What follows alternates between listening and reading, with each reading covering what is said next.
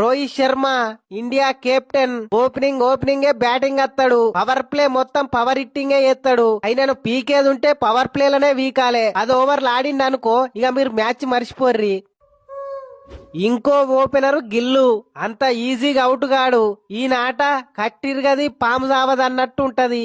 వన్డేలల్లా చాలా డేంజరు. వీళ్ళిద్దరిట్లల్లా ఎవరు అవుట్ అయినా గాని కొహ్లీ ఎత్తాడు. అందరు కత్తులతోని ఓడిచో విషమిచ్చో చంపుతారు. ఇతను ఇంకో రకం సింగిల్స్ తీసే చంపుతాడు.